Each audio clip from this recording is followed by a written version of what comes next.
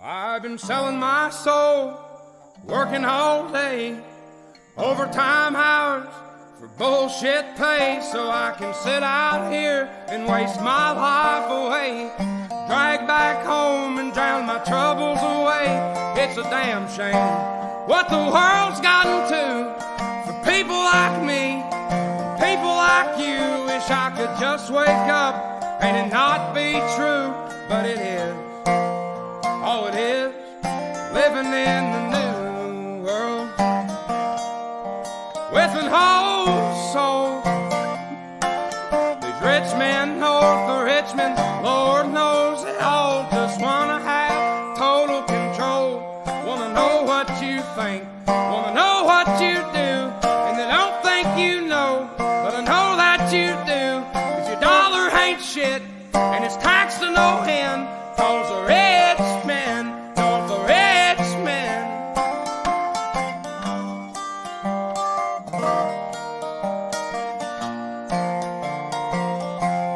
I wish politicians.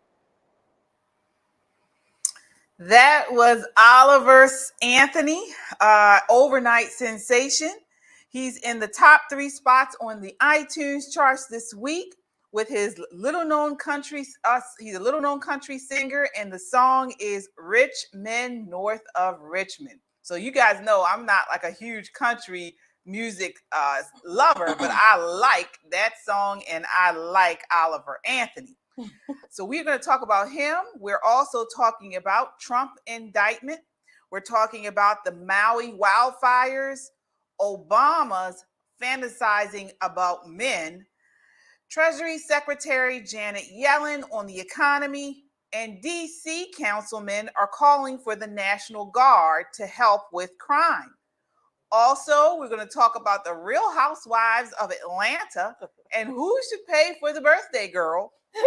And lastly, Michael Orr from The Blind Side alleges the Toohey family never adopted him.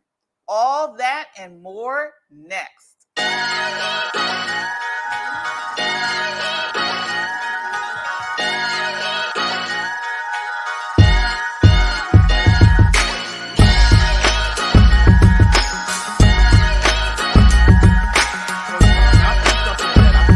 Enemy territory here.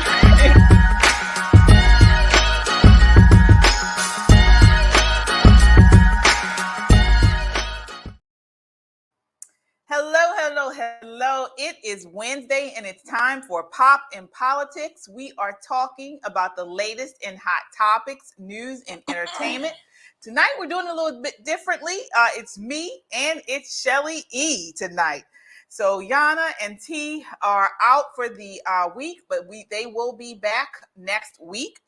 As I always say, join the conversation by leaving a comment on YouTube or Twitter. We will check the comments periodically throughout the show. And don't just comment, subscribe. Subscribe to our social media so you always know when we post new content. You can check us out on our website at www.popandpoliticslive.com for up-to-date information. As I always say, we are an independent media and a necessary voice in news and entertainment. All right, Shelly, let's set it off. Let's just ask. So what do you think about the song? Again, that's Oliver Anthony, I believe his name is. What do you think about it? Well, I do like some country music, some artists over the years, of course. Sometimes I'm in my car, thank God for Sirius. I can find some country stations and I love it, especially when I'm out on the road, when I'm driving or traveling. I love it. This particular song, Mr. Anthony, like you said, an overnight success. I love this song. It is taken off, of course, but I love it, not just for, it sounds good. I like the musicality to it, but I actually read the lyrics like many have, and I love it. Yeah, I do too. According to the Daily Wire, Anthony is a farmer and factory worker from the small town of Farmville, Virginia. So you guys know we are here in Baltimore, Maryland. So Virginia is not too far, where he lives with 3 dogs on 90 acres. He started writing songs 2 years ago during a difficult period where he said he wasted a lot of nights getting high and drunk. So he just took off. They played his song on a YouTube channel, Radio WV, and he kind of just took off. So apparently, like I said, this song, the rest of the world agreed. The song went viral with country star John Rich and podcaster Joe Rogan sharing it on their social media accounts.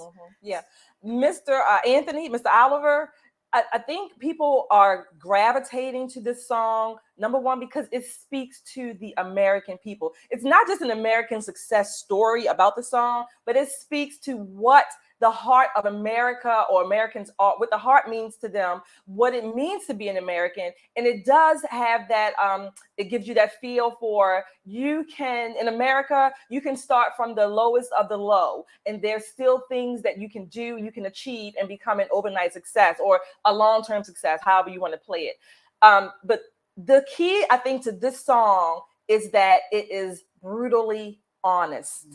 It is brutally honest. Most or many Americans can relate to it, especially in the last 2 years or 3 years or so during the scamdemic.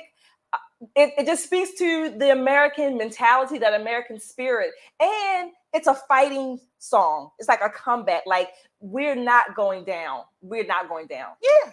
It's a song for the little guy. And all of us can relate to the things he's talking about in the song, things that we are frustrated with and within this country, with our politicians, within not just, the small towns like where he lives or where, as mentioned a couple weeks ago, Jason Aldean, but even here in the cities where we're dealing with these frustrations of what's going on, failures of Democratic politicians, not listening to the voters. He talks about it here. He says, I wish politicians would look out for minors, is part of reference in the song. He says here, Lord, we got folks in the street, ain't got nothing to eat.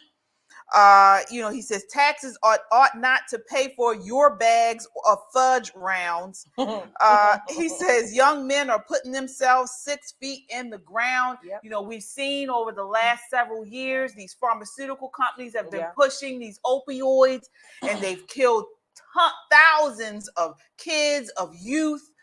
In the city and in these rural towns. So he says here, Anthony said in another video, before the song went viral, that he considers himself dead center politically, but he elaborated that that's because he believes both parties serve the same master. So, I pray that he continues to soar and he does well with his music. That song is needed. The lyrics are needed. Not only is it a very pleasant song to listen to, but the lyrics mean something. One thing I thought about as well with that song, I think Mr. Anthony, music for a lot of people is not just sounds good, it's therapeutic. And so when he talked about himself and his drug abuse or alcoholism, whatever it was, he talks about him. He's basically a comeback story himself. So through his music, not only is he talking to America, he's also using it for his own therapy, which is a good thing. So he's also showing the other people who may be struggling with addictions, look, you can get out of this. There's a way out. Music may not be it, but there is a way out. Yeah. And look how relatable the song is. So here we are, two African-American urbanites listening to this song, and we relate not only to the actual song, but to the lyrics, to the music. So, we have these politicians and the left always pushing us down racial division. And here we are, two born and raised Baltimore girls, and we love the song. So keep going with doing what you're doing, Oliver, and we'll continue to talk about it and push it on our broadcast. Oliver Anthony. That's right. So, all right. So we are moving right along to the Trump indictment.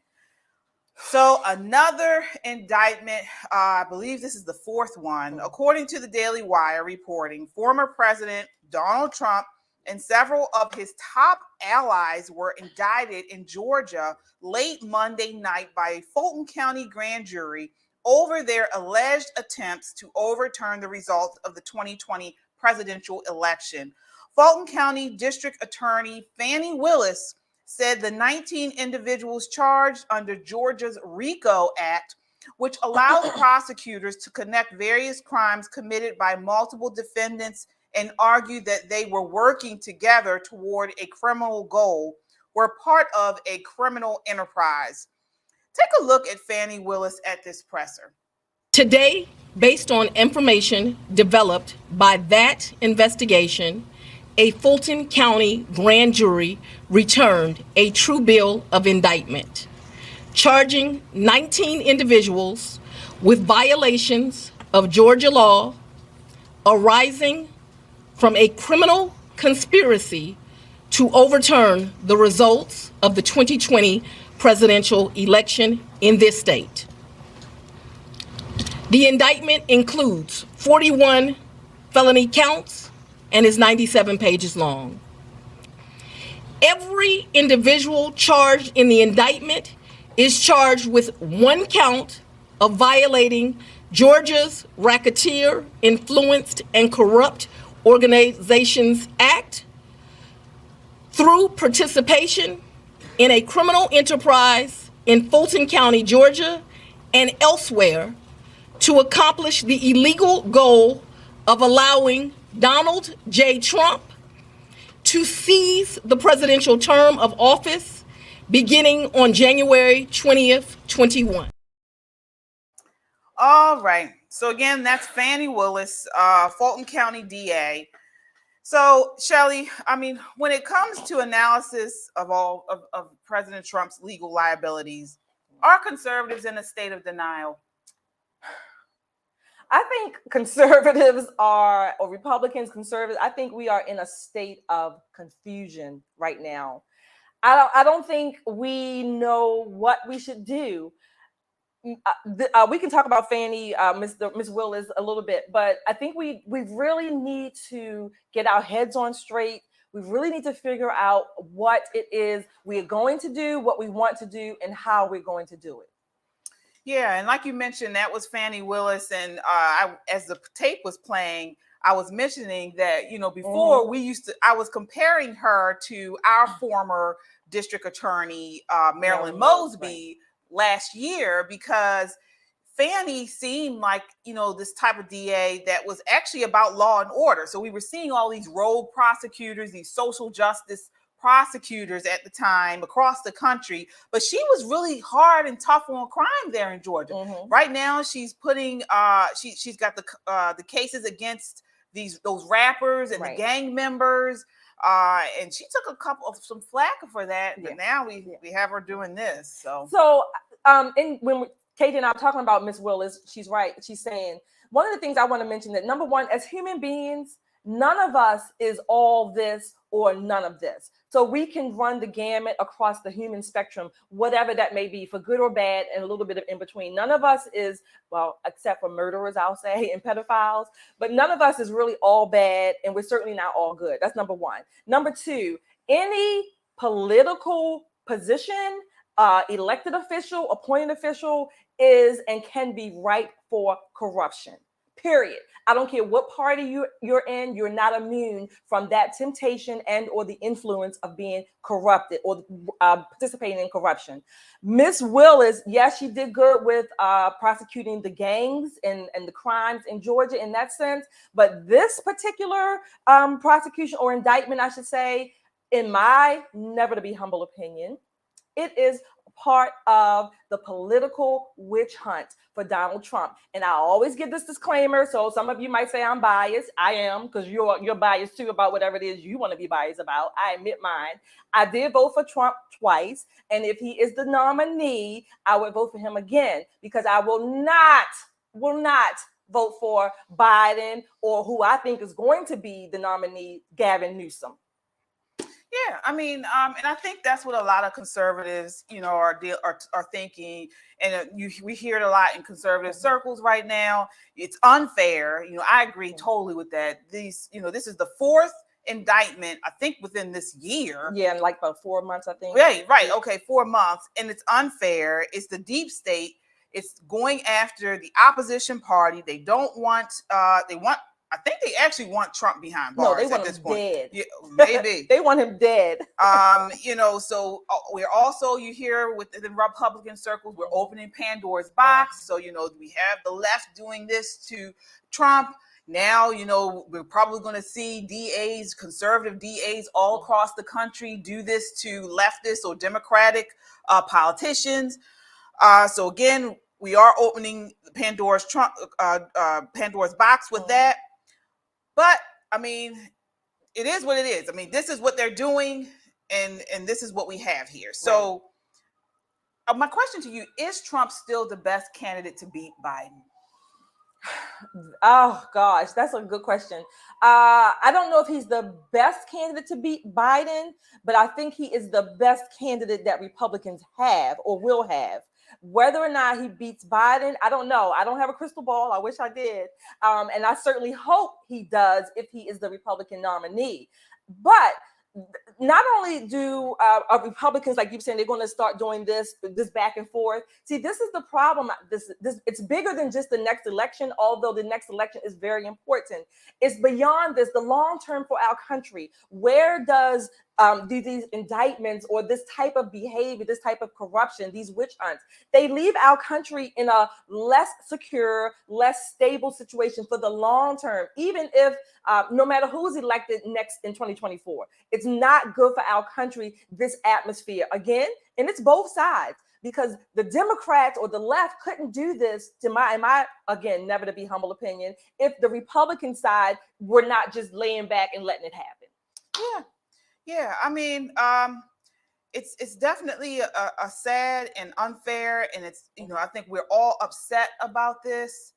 But honestly, I don't want Biden in the White House. I don't want Biden in the White House. I want to get him out. I think if he wins in 2024, he's going to see it as a mandate, and he is going to run crazy over this country. I mean, what we saw in the last 4 years is going to look like a birthday party compared to what he is going to do if he is reelected again. Yep. And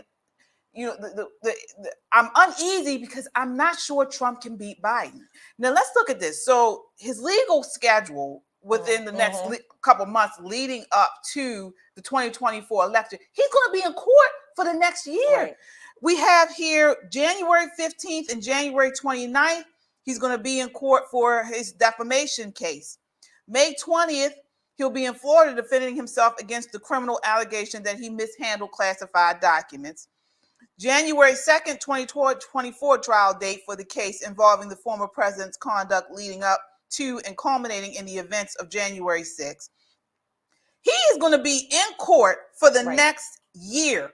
And even if these court cases are postponed, it's unlikely that they're going to be pushed out beyond the presidential election. How is he going to be able to run a campaign? Well, the legal part, I slightly disagree. I think many of these cases or court dates, they will be postponed, delayed. A lot of them, they're going to have to, because number one, between the state and the federal cases, they're going to overlap as far as the dates. I mean, the calendar is only 365 days, right? So we don't have extra days on the calendar. So they're going to do that. But again, the left is going to try to make it so tight so that he cannot campaign, that he has to be in court. They're going to basically try to wear this man and his campaign down, this concerted effort. And again, whether or not you think Trump is guilty, I do think the legal charges are serious. I do think this is a witch hunt, but whether or not you think he's guilty or not is irrelevant. They're going to wear him down. This is the opposition. This is what happens in third world countries that we like to call third world countries.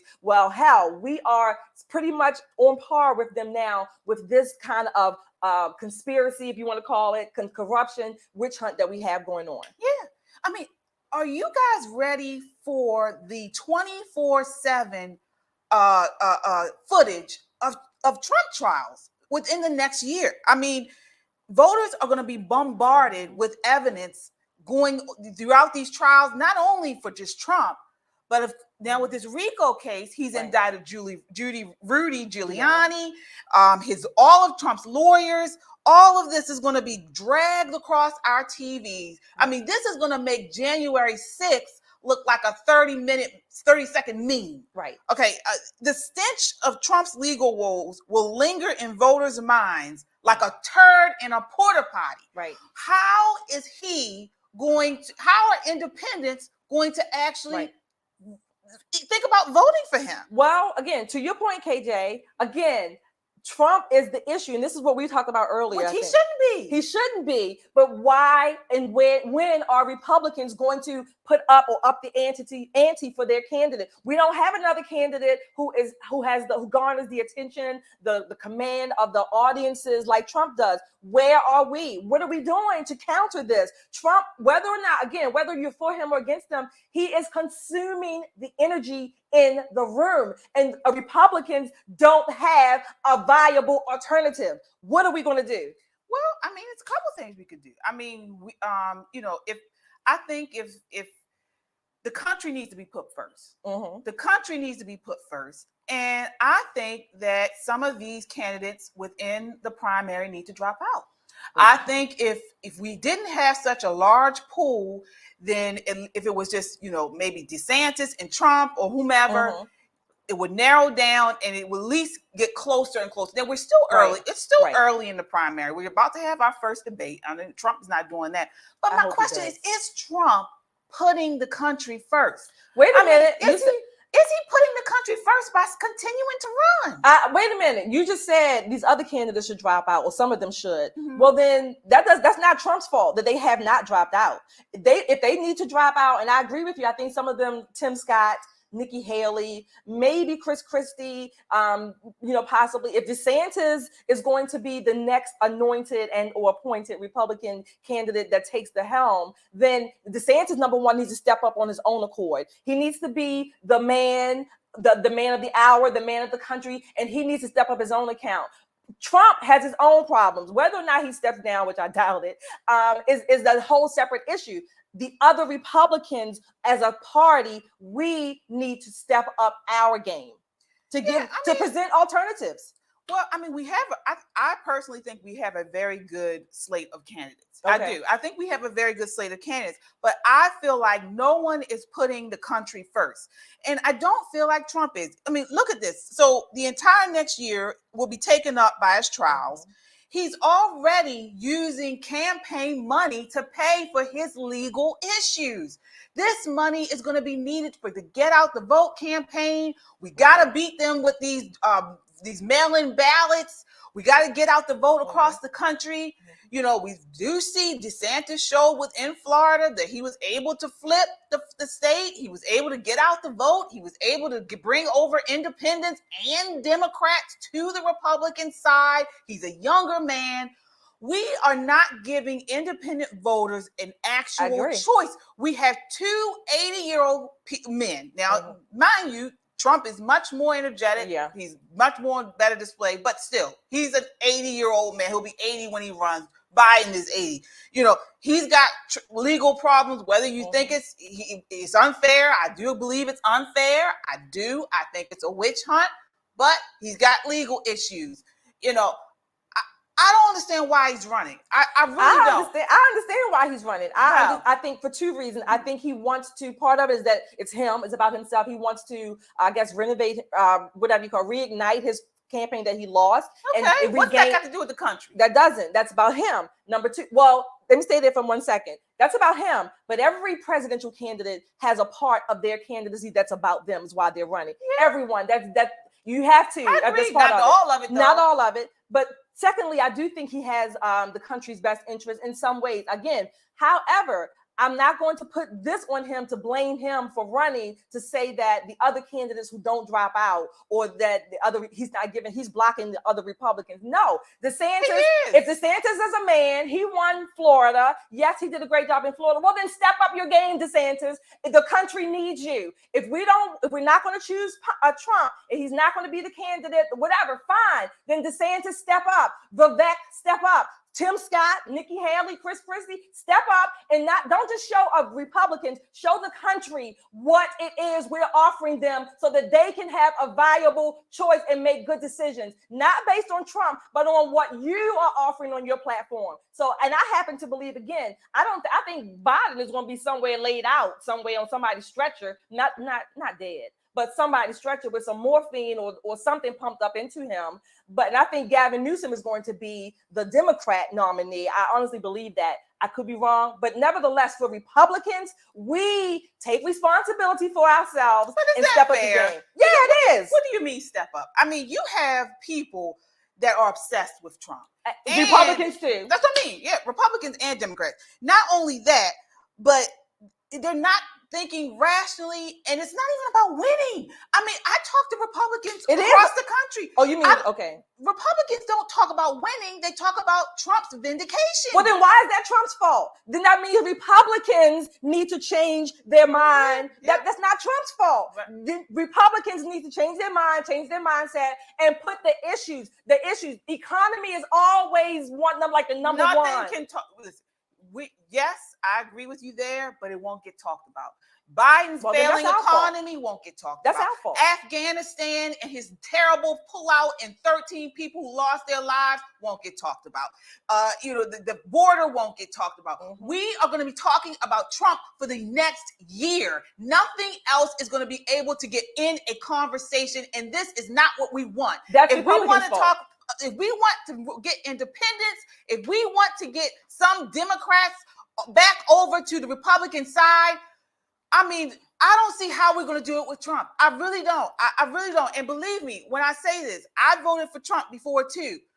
But I do not want Biden in the White House for another 4 years. I really don't. And I don't hear Republicans talking about getting Biden out. I hear them talking about, let's give it to them because what they did to Trump. Right. And it's not about that. It's about the country. And we have a country to save. Right. And if we want to save that, Trump is not the guy that's going to get independence to do it. Right. I don't see it. Oliver Anthony, look at his lyrics. He talked about it. Those are the issues that Republicans are not talking about. We collectively are consumed with Trump on the right and on the left. Yeah. I mean, like I said, I know people are probably going to be talking, people don't want to hear you say anything about Trump. I know it. And again, I like Trump. I thought his administration, I thought he did a very good job with when he was president. But let me just give you an example, and then we definitely got to move on. My son plays soccer, okay? And, he had a coach who was very good coach. But the coach always had a lot of drama going on. And it wasn't necessarily his fault, but it was always a bunch of drama going on outside of the actual sport. But he was a good coach. But it got to a point where parents, even though he was good, even though the boys liked him, were starting to tire and get frustrated with all the extra drama. And this is kind of what I think we're going to see with middle America, with independents, and with maybe some Democrats we can bring over to the Republican side in a general election. Yes, Trump had a great administration, a great 4 years, but all this drama, people get tired of it. People that don't live for him, like us, Republicans.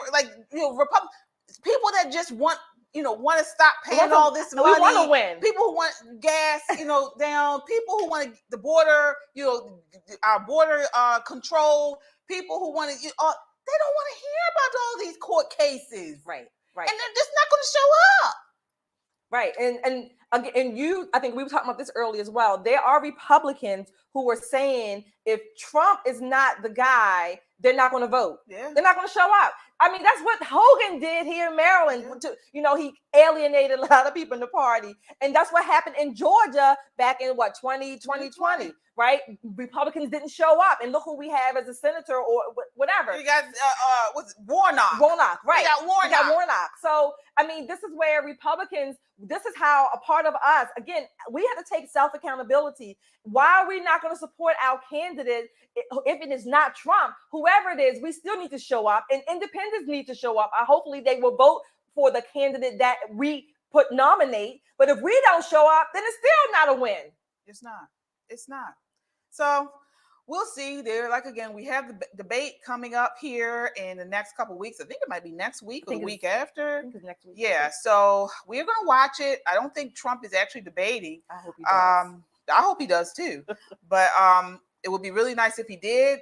But we'll watch that and we'll be here to comment. So we're moving right along to the Maui wildfires. So according to the New York Post, it's the sort of split screen moment that no White House relishes. While Maui counted its dead Sunday, President Joe Biden sat on the beach in Delaware, rode his bicycle, I guess he didn't fall this time, and said little about the deadliest wildfire to hit the U.S. in a century. Take a look at this.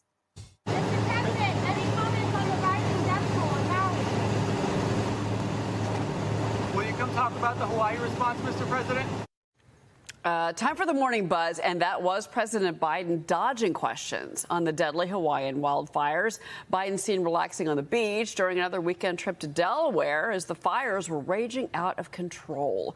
White House Press Secretary Karine Jean-Pierre questioned on why he hasn't spoken about the disaster yet. Watch this. Has the president given any advice that he should not speak about Hawaii at this point? You could expect to hear from the president on this issue. Clearly, it is something that is deeply concerning to him when it comes to the wildfires that we have seen in Maui. I'm asking about the president. No, I just said you'll hear from the president on this. I don't have anything to announce at this time, but certainly he's the president, right? You're going to hear from him. Has President Biden spoken to any family members of wildfire victims or plans to in the future? I don't have any calls to speak to at this time. What an idiot. What an idiot woman. She is a shameful press secretary. And when is he going to talk about it? Over 100 people have died in these wildfires. He's sending, $700 to them per household? What the big do? Well, first of all, Corinne looked like she was caught between a rock and a hard place. Well, maybe Biden might not get hard too much anymore, but she looked like she was caught between those two places. Like he has me in this position again. First of all, I don't even think Biden knows or understood what the question was about Maui. I really don't think he made the connection. I think he has some synapses that are not, firing now more so than before. Number one. Number two, the bike that he might have been riding, I just hope it had training wheels on it. I think it may have had training wheels. So this is an embarrassment. Again, I have said before, this is elder abuse, basically. This is elder abuse. This man is 80-something years old, and he's out here in front, he's being abused by his family and his handlers. That's basically it. This is elder abuse. Yeah, it is. And it's sad because you have a lot of people on the island of Hawaii, in Maui, that have lost everything and their lives, and we don't even have a president to acknowledge it and remark on it. Now, I think he has at this time. I think he has, and he's planning on going down there next week. I think so. Yeah, but it's too little, too late, in my opinion. And we talk about what he's doing. So again, it's $700 per household in emergency aid. But let's look at the Ukraine, what he's done for Ukraine. Now, we've talked about this previously on the show. The Heritage Foundation found that the United States' current provision of $113 billion in aid to Ukraine costs $900 per American household. And it's roughly, so we're giving Let's go. more money to Ukraine than he is giving Exactly. to Maui and this devastation on this island. Exactly. I'm going to go back to Mr. Oliver Anthony. Oh, I hope I say his name correctly. The lyrics in his song talk about this. This is what Americans are getting from the people we put in office versus what they are taking from us and giving to other countries. We have Americans here, certainly the people in Maui and Hawaii. God bless them. If you've seen the pictures, the devastation. I mean, you can't do anything. Donate if you can. But the devastation, and then to only get $700. Not only that, to get what did he say? No comment from Biden. Yeah, no comment. These are Americans. These are our sisters and brothers, our co-laborers, if you will, in the execution of our country. And yet, this is what they get. First of all, the fires, from my understanding, again, I am not a climatologist. I am not even a botanist or whatever you want to call it. But because of the policies, the progressive policies, and these, what I'm going to call fanatics about not getting rid of brush and debris and extra grass, things like that, this led to, or certainly contributed to, these fires spreading so rapidly. So now we have over 100 people dead, their whole lives and livelihoods devastated, and we got an incontinent president as well, who doesn't even know what today is, and let alone that all these people are devastated in Maui. And not only that, but it's his fault that we are actually in war with Ukraine. Mm-hmm. It's his fault. It's his lack of showing any type of strength, strength and everything, that we have this war in Ukraine, and then they've been giving billions of dollars to them, but won't give us a substantial amount of money to Hawaii. Right. And as you mentioned, of course, Democrats, crime, they blame racism. Now for this, any type of weather, they blame climate change. Here's a list of some of the stupid things they've said.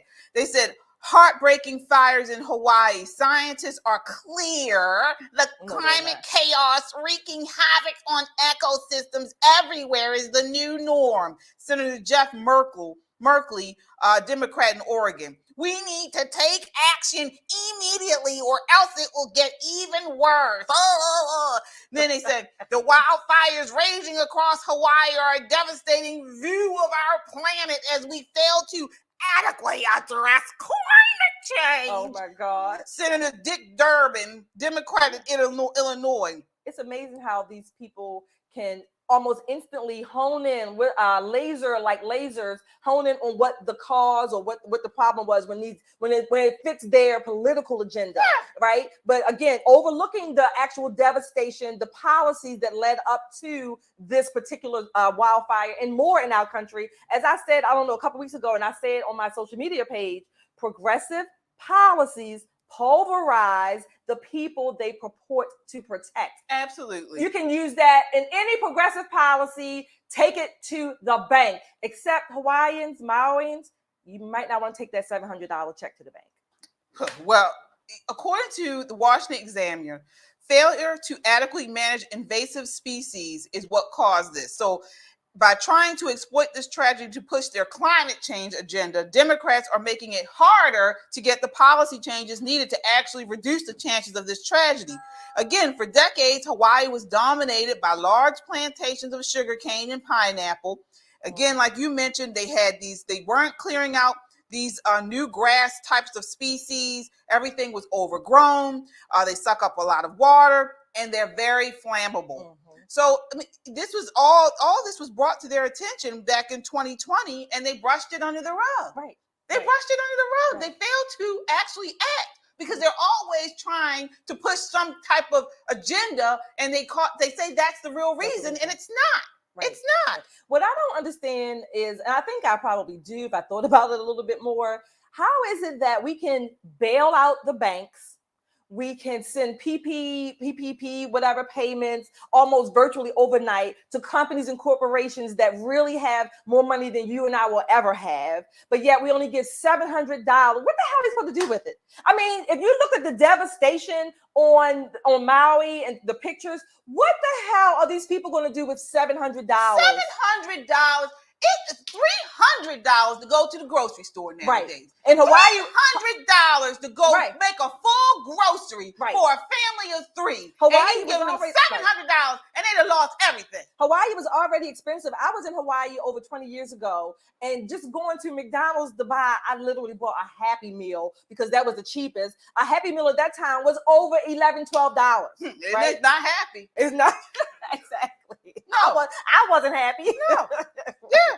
It's a mess. And Hawaii is run by Democrats, and we're seeing the repercussions of, Right. again, like you said, their policies. And speaking of idiot Democrats, we move on to Obama. Oh Lord! Yeah. Oh my God! Let's get a load of this. No, we might not want to load of it. Well, he does. Maybe that guy might want to load of it. I don't know. Yeah. Where do you hear this? So Obama's been in the news this week. We're not talking about Michelle, and he isn't either. We're talking about Obama writing letters to his ex-girlfriend about men he fantasizes about.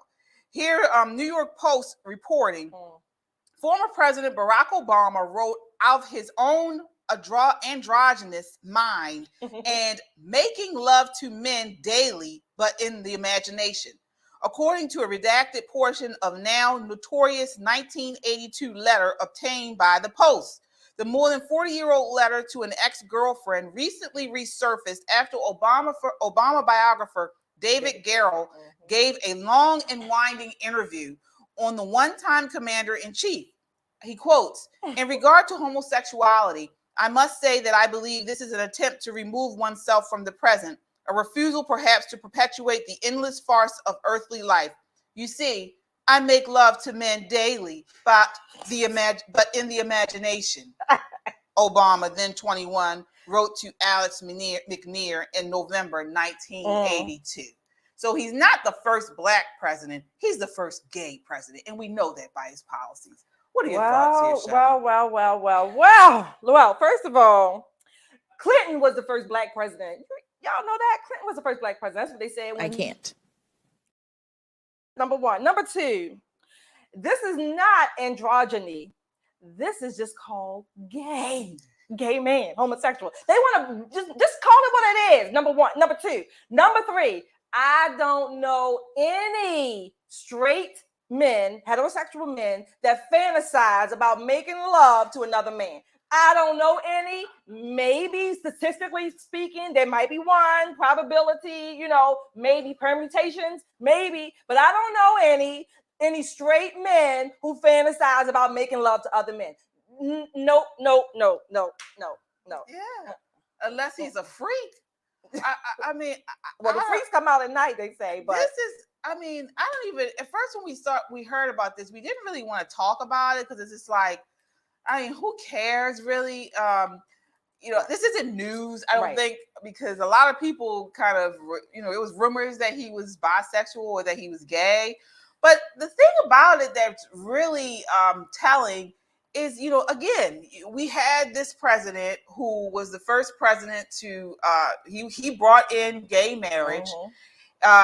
Really his legacy, and I said this on the show before, is LGBT. Right. He didn't do anything for black people, Right. nothing, which, I wasn't expecting him to do, but he really opened the doors for what we see today as like 24/7, 365 days of the year pride.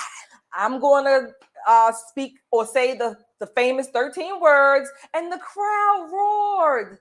We are 5 days away from fundamentally transforming the United States of America.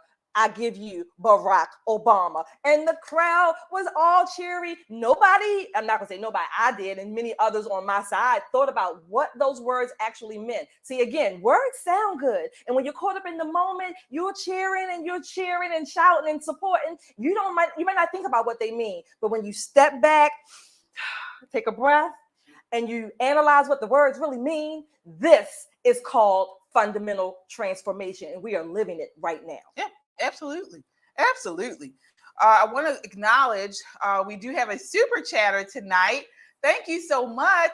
We have here Kenzie14. He says, or she says, what a great show tonight. You ladies are never disappointed. Thank you so much, Kenzie14. Thank you. We really appreciate that. It goes a long way to help us, put out great product, great content. So thank you so much. But again, this is not, a surprise. It really isn't. It just goes, like I mentioned, to go on to further support that he was the first LGBT. One thing that needs to be said, if it has not already, if I'm quoting someone else by mistake, give them the credit. I don't have a problem with that. One of the things is that since this was in 1982, what it does show, at least to some degree, is the media and the university cover up, because this has been held, I think, at Emory University for a long time, and it was under wraps. David Garrow had to ask one of his other colleagues who work at Emory to go and get a picture of the actual letter. They wouldn't let him do that. So the man had to transcribe it, copy it, and then send David Garrow word for word. But this has been known by Emory University and the media for years. It was kept under wrap. Why? Because it did not fit the political agenda, and it would have distorted and certainly marred Obama's persona to the public, that he was not this straight, smooth family man, or married to Michelle, and with the two girls. Well, what's coming. But then the question becomes, why now? Why is it coming out now? I'll tell you, because he's coming out. That's what. Is he coming or is he coming out? Oh, he's coming out. Is he pulling out or coming? I don't know. But he is the new Kris Jenner. Caitlyn Jenner. This is what they did with Caitlyn Jenner, Bruce Jenner. You would see little things about him being a cross-dresser initially. He denied it. And then like a year or so later, he was in full thongs and bras and underwear. So this is probably what we'll see. Right. I'll give it 2025. We'll have if Biden or the Democrats are back in the House, then yeah, Obama might be back in there. He's probably transitioning. It might be in He's probably transitioning. Yeah. So we'll see. Mark our words. We said it here first, Poppin' Politics. We said it here on the show. We will probably have the first pre-president transitioning into a woman. So, I will not be surprised at all. I would not be surprised. He might have his thongs up in lights, not the rainbow flag. Yeah. Moving right along to Treasury Secretary Janet Yellen. She gives this video about what we all think about the economy. Take a look. Americans know best, I think, about their own personal finances. And it is important to recognize that when they're asked how are they personally doing, over 70% of Americans say that they're very comfortable with their financial situation. So they seem to perceive the economy as a whole as doing less well than they are personally. But most Americans feel good about their own economic situation. That's a load of crap. So let me ask you, Shelley, when you compare your economic situation today versus your economic situation, say in 2020, how do you feel about it? I'm not happy about it. And I'll tell you why. Even personally, when I look at my pay stubs, I still see more taxes going out. Don't know where the hell they're going to, right? When I file my income taxes and I owe money, like, wait a minute, what the hell am I paying for? What am I working for, right? In some ways, I can see why people might want to stay on welfare, right? I advocate it, but I can understand why they choose to. But she's lying. This is a lie. Let me tell you a few stats that I have, right? So, and this is from multiple sources. 47% of credit card holders currently carry debt from month to month. This is an increase of about 39% from as of December 2021, right? Another one, about $700, $700 more per month is what the average household will pay for standard goods and services compared to 2 years ago. So you mentioned the grocery store, just going to get gas, maybe clothing for your children, or about almost $710 more on average that Americans are paying. No, they're not happy. This is a lie. This is called propaganda, and Yellen knows it. But see, she's not affected because she hobnobs with the people in the World Economic Forum, and over there in Switzerland and Zurich. So it doesn't affect her, but it affects regular Americans like Oliver Anthony was talking about in his song. We're the ones who get the crap. Yeah, absolutely. in this whole idea that the Democrats are trying to push out here, that we're all crazy, we don't, what we're feeling isn't true because we're actually have more money in our pockets and things aren't as expensive, is a load of crap. Right. It's a load of crap. And the audacity that they have to even say it is what is really, do they think we're stupid? Or do some people really believe this crap? No, see, I think these are buzzwords for the people that support them. So they know that, okay, well, you're doing good. That means we're giving you more free stuff, or your free stuff is going to continue if you keep us in office, if you keep getting us voting for the people who will put us in office in these organizations and these bureaucracies. But the average American, we're the ones who are paying for this crap, like you said. So our expenses are going up. Americans have more credit card debt. Their standard goods and services. Have you gone to the grocery store lately? Yeah. And not only that, but look at, you mentioned the grocery store. Everything's much higher. And I was about to say something. I forgot what I was going to say. Everything's much higher, and it's just spiraling out of control. We do not have more money. Oh, and homeless. I just saw a article. They were talking about the homeless crisis is totally out of control. We have so many more homeless people now than we had 4 or 5 years ago when Trump was in office. It's exploding. Not only that, but we have all these illegal immigrants taking over social services, flooding our hospitals.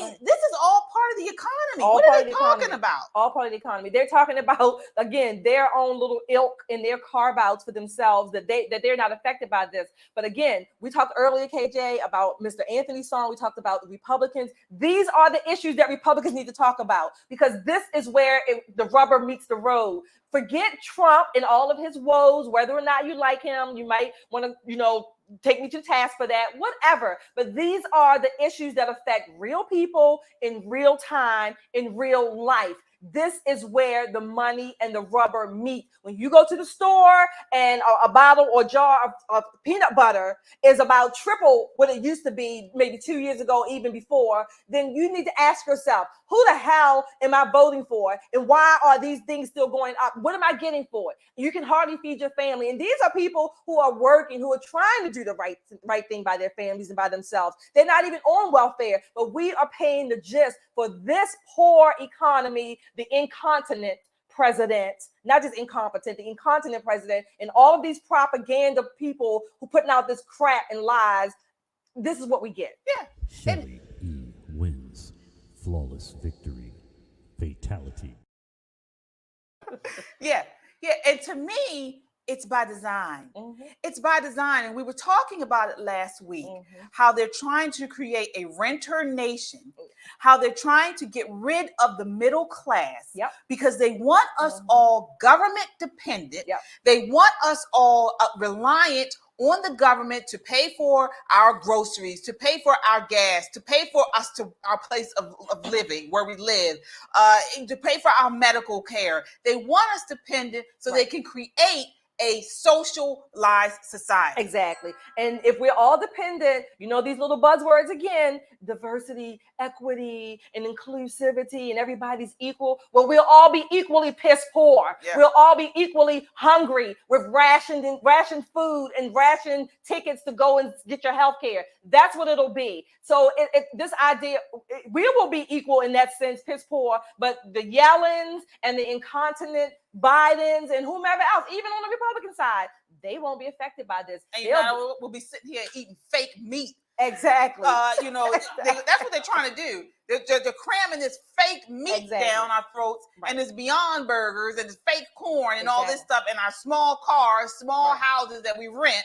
from the government. And this is the type of place that they're trying to create. They're trying to transformationally change the United States of America. Exactly. And if Biden gets 4 more years, this is what we have to look forward to. And the orgies will be in the White House with Obama in the thong. Oh, and not only that, but they want to, and then they want to sexualize kids. Exactly. Oh yeah, you're right. They're going to be that's what they're going to use for their orgies and stuff too. Oh my God. Yeah. All right, moving right along to DC. So the porta potty of the country. So this is what's going. So DC councilman now calls for the National Guard to help with the increase in crime in the in the nation's capital. Take a look at this. I have spoken with the DC National Guard. And while I have to have more conversations with the chief of police, which I have today, and the mayor and my colleagues, we have a long way to get there. We just know that police alone is not getting it done.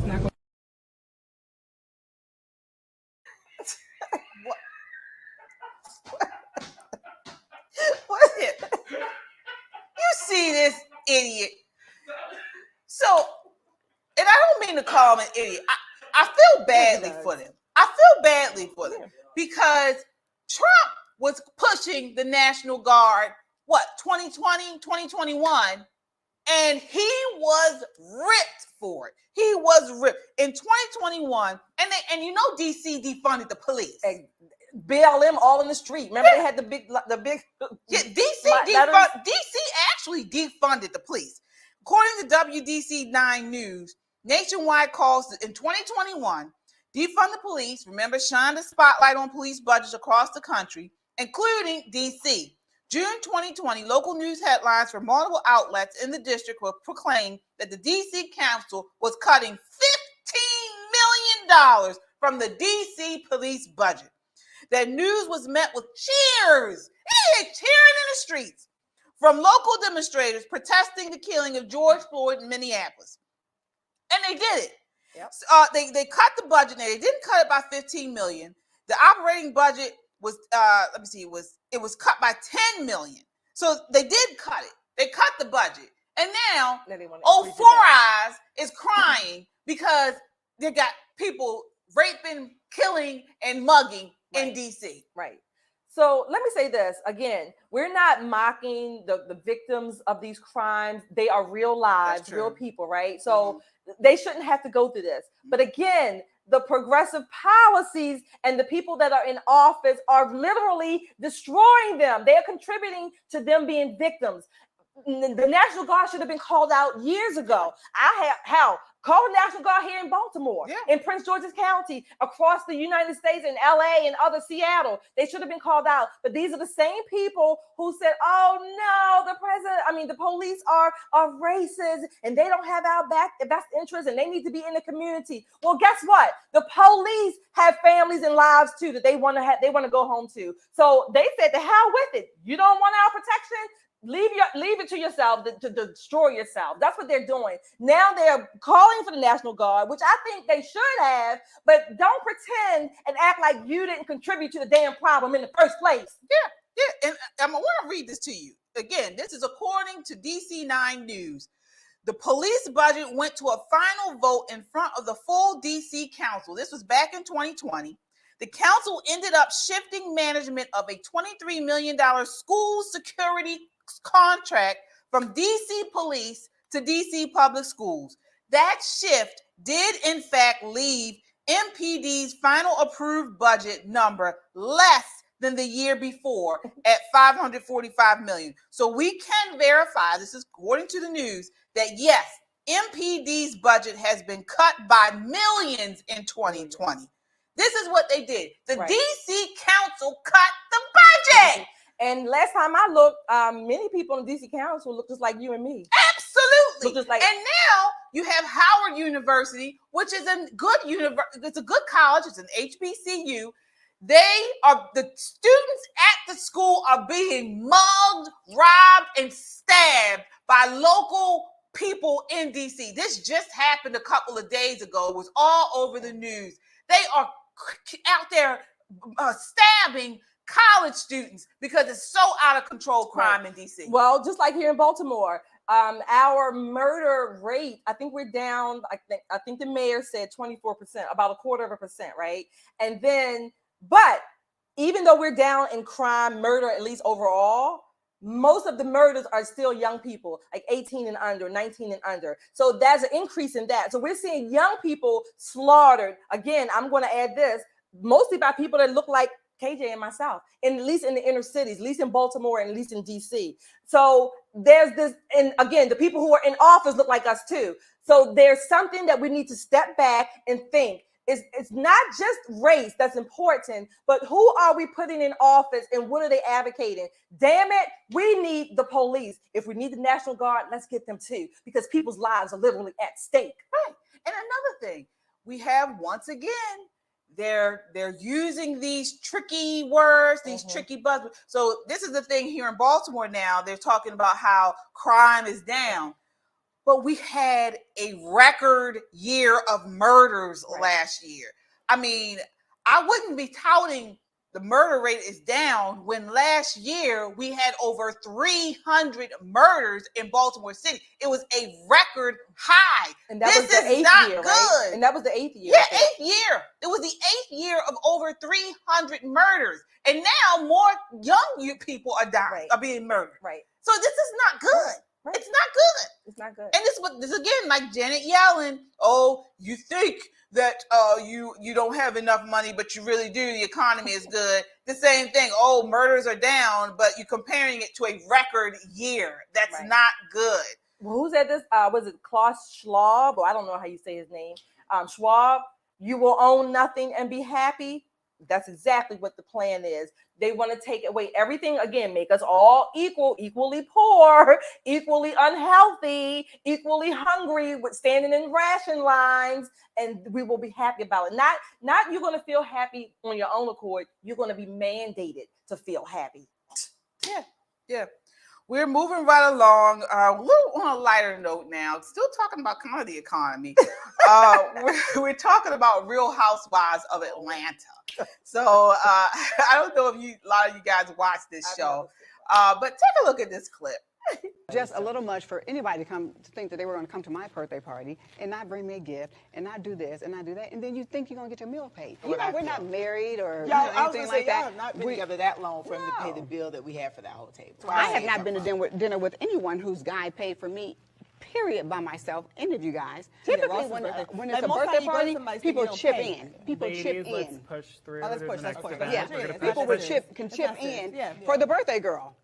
Especially if you didn't bring a gift. I'm just saying. So let me give you guys some context, because this is what we wanted to kind of talk about and see what you guys thought. So in this situation, the lady in the center, her name is Cherie, she had a birthday dinner at a restaurant. Her boyfriend took her boyfriend came as well. And it was her and her girlfriends and their significant others, their husbands or boyfriends. And the friends were, I guess, or one or two friends were upset because they felt like the boyfriend should have paid for the meal since it was his girlfriend's birthday. So the question we have here is, if you're out with friends and it's, your birthday, would you expect your husband or your boyfriend to pay for the meal, or is everyone supposed to chip in? What are your thoughts? Okay, so my thoughts are, let me start with this. When I go out in a group of people and I don't assume anybody's paying, so I normally ask for a separate check. Because I know how Black folk do when the check comes, right? I know some of them will go to the bathroom, and some of them can't find their wallet, and then there's all this confusion. Like, well, how much do I owe? How much is this?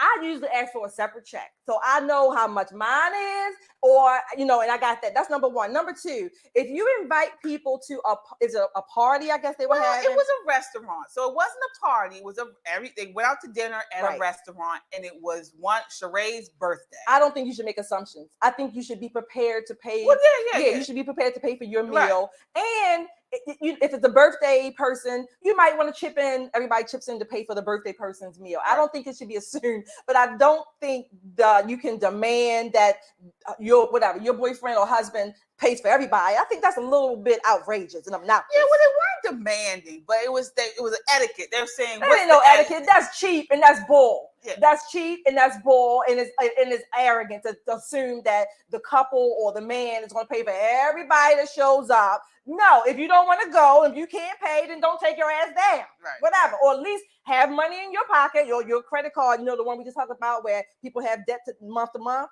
bring your credit card and be prepared to pay for yours. Now, if the guy offers and says, don't worry, I already got it covered, that's one thing. But to just say that, oh, because that's your boyfriend, you should pay for everything, that is outrageous. Yeah, I mean, I guess I can see it both ways. It's always kind of an awkward moment because I've been in situations like this where, because generally when it's my birthday, I usually don't invite significant others. I may have like girlfriends. Okay. I invite out to, we have like a party or whatever.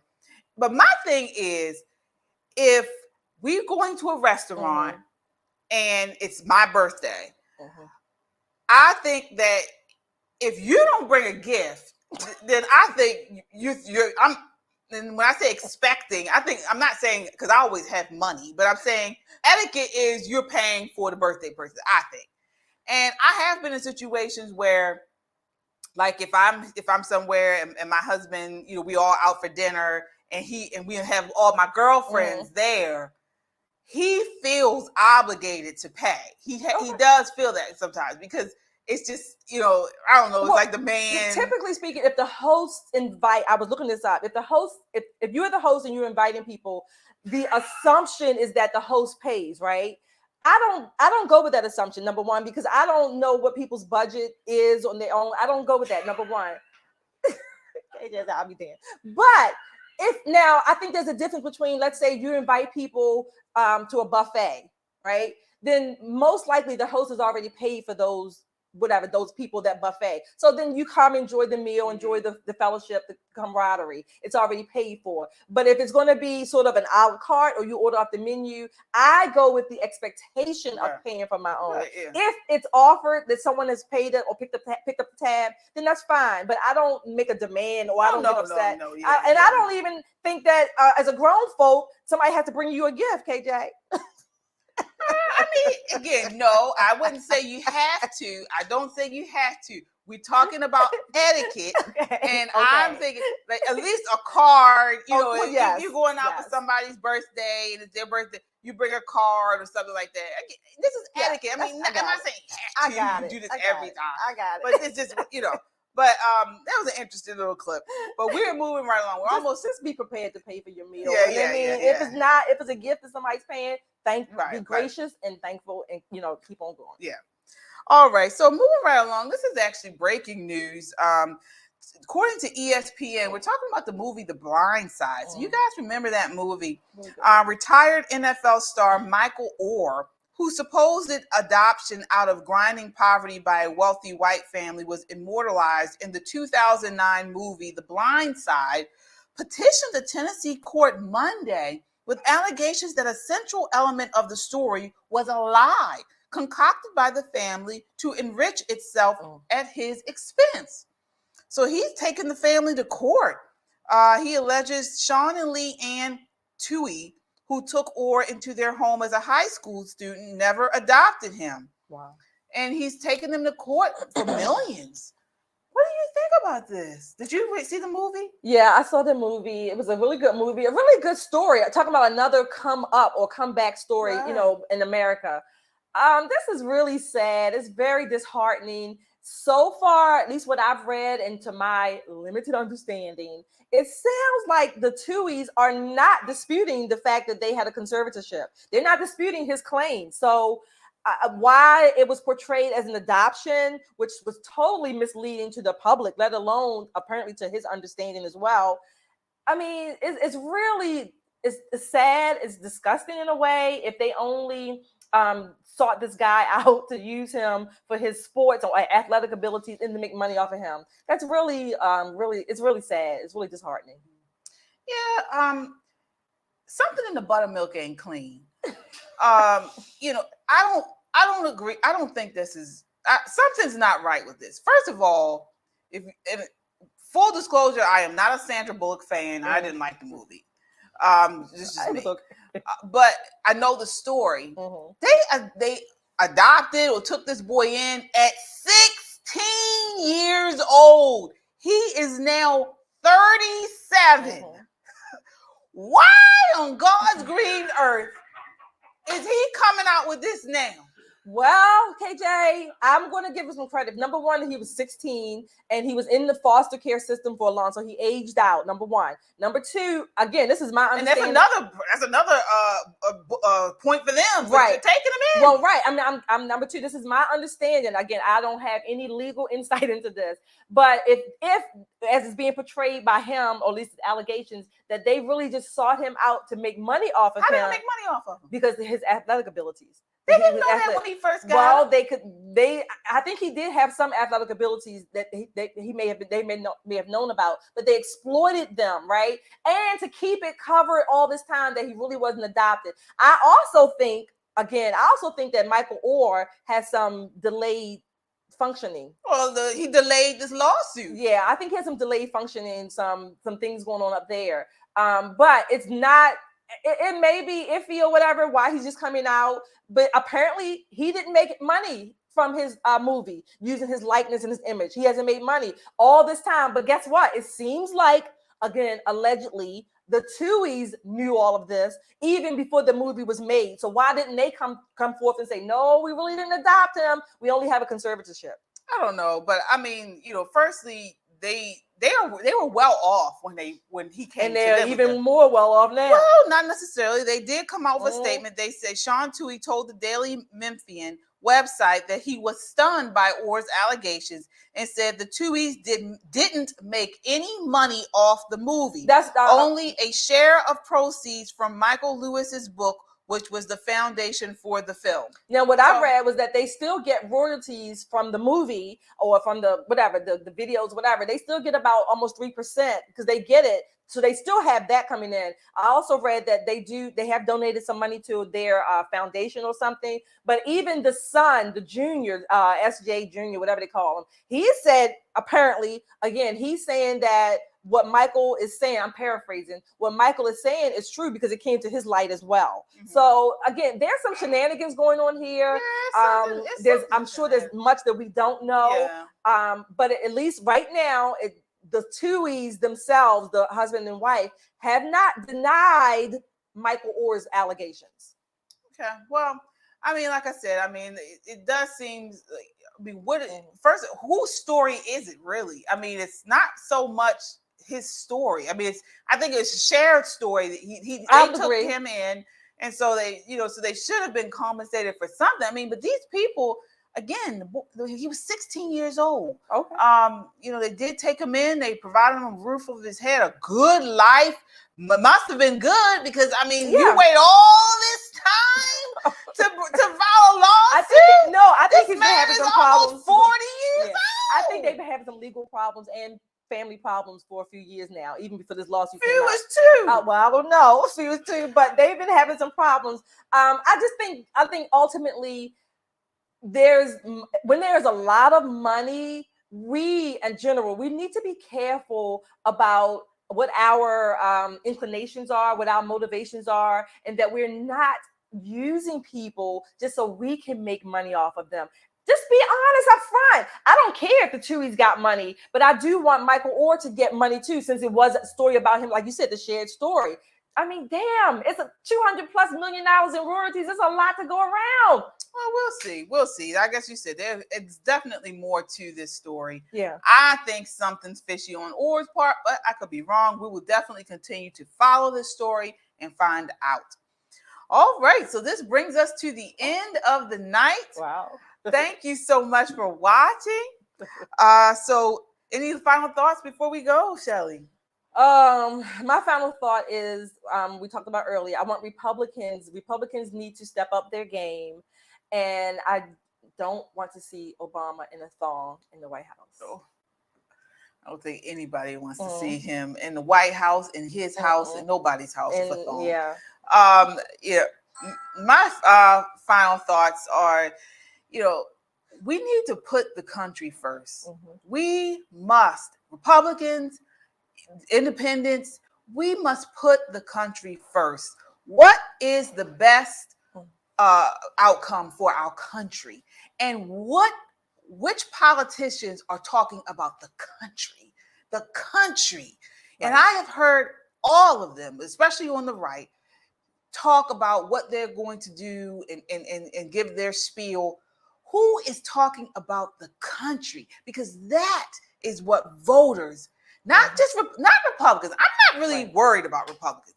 I'm talking about the few in the middle, like the song we played in the beginning, who are not beholden to one party, just want the country to do better. Who is talking to them? Vivek. Because that is how we win the country. Vivek Ramaswamy is so far. Well, I think DeSantis is too. But again, I've heard them all live.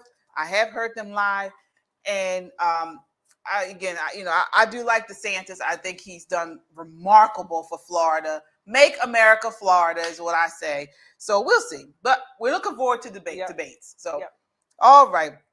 This brings us to the end of the show. Thanks for watching. Continue the conversation by checking us out on YouTube, Twitter, Facebook, and Instagram, and subscribe. You see what happened to the gentleman that I talked about in the beginning of the show, Anthony. Oliver Anthony. He was made a sensation, an overnight sensation from YouTube. So you guys are what makes us, pop, what draws people to us. If you like the content, subscribe, share this, and continue to comment on this broadcast. And we appreciate the support. We are an independent media, and each time you support us, it makes our voice that much stronger. You can also check us out on our website at www.popandpoliticslive.com for up-to-date information. Until then, we'll see you next week. Count your blessings and live a life of purpose. Good night.